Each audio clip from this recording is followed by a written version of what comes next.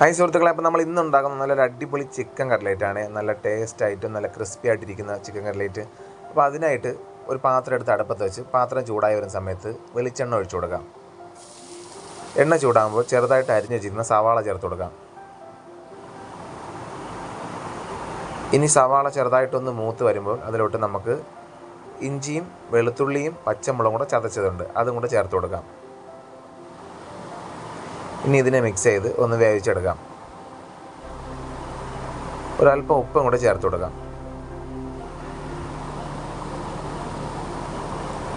ഇനി പെരിഞ്ജീരകം പൊടിച്ചത്, കുരുമുളക് പൊടി, കുറച്ച് മഞ്ഞൾപ്പൊടി, ഇതെല്ലാം കൂടെ ചേർത്ത് നല്ല വൃത്തിയൊന്ന് ഇളക്കി വേവിക്കാം.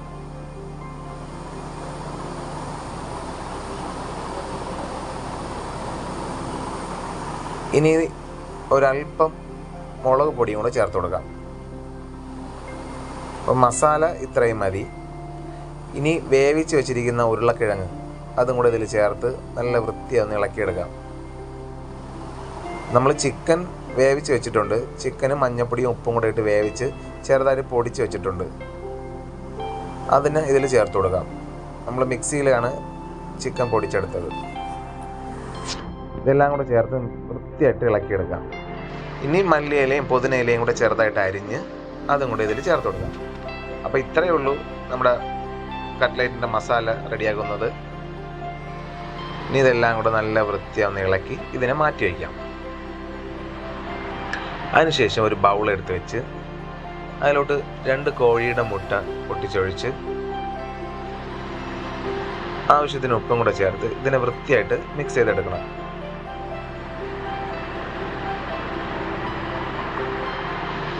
ഇനി നമ്മൾ നേരത്തെ ഉണ്ടാക്കി വെച്ചിരിക്കുന്ന മസാല ഒരു ചെറിയ ബോൾ രൂപത്തിൽ ഉരുട്ടിയെടുത്ത് കയ്യിൽ വെച്ച് ചപ്പിച്ച് കട്ട്ലേറ്റിൻ്റെ രൂപത്തിലാക്കി എടുക്കാം.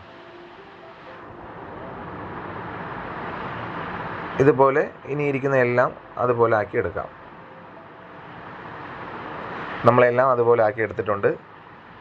ഇനി ഓരോന്നായിട്ട് എടുത്ത് മുട്ടയിൽ മുക്കി ഈ ബ്രെഡ് ക്രംസിലും കൂടെ കവർ ചെയ്തെടുക്കാം. അപ്പോൾ നിങ്ങൾ നമ്മുടെ ഈ ചാനൽ സബ്സ്ക്രൈബ് ചെയ്തിട്ടില്ലെങ്കിൽ തീർച്ചയായിട്ടും സബ്സ്ക്രൈബ് ചെയ്ത് സപ്പോർട്ട് ചെയ്യണേ. ഇവിടെ ചെറിയ മഴയുണ്ട്, അതാണ് ചെറിയൊരു സൗണ്ടിന് വ്യത്യാസം.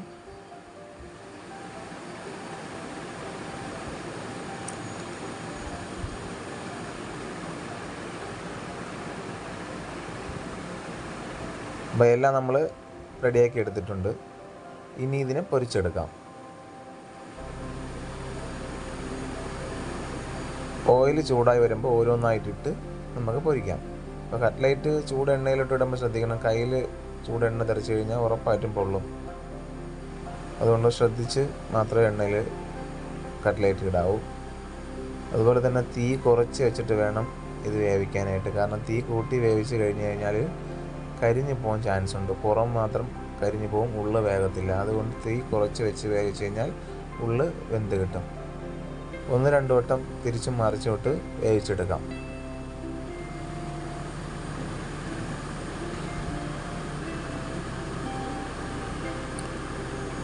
അപ്പോൾ കട്ട്ലേറ്റ് ആയിട്ടുണ്ട്. ഇതിൽ നിന്നും കോരി മാറ്റാം. ഇനി ബാക്കിയിരിക്കുന്നതും ഇതുപോലെ തന്നെ പൊരിച്ചെടുക്കാം. അപ്പോൾ ഇത്രയേ ഉള്ളൂ നമ്മുടെ കട്ട്ലേറ്റ് ഉണ്ടാക്കുന്ന വീഡിയോ. തീർച്ചയായിട്ടും ഇഷ്ടപ്പെട്ടെങ്കിൽ നമ്മുടെ ചാനൽ സബ്സ്ക്രൈബ് ചെയ്യാനും ലൈക്ക് ചെയ്യാനും കമൻറ്റ് ചെയ്യാനും ഒന്നും മറക്കരുത്. അതുപോലെ തന്നെ നമ്മുടെ ചാനലിൽ കയറി വീഡിയോകളൊക്കെ കാണുക. ഇതുപോലെ ഒരുപാട് വീഡിയോസ് നമ്മുടെ ചാനലിൽ അപ്ലോഡ് ചെയ്തിട്ടുണ്ട്.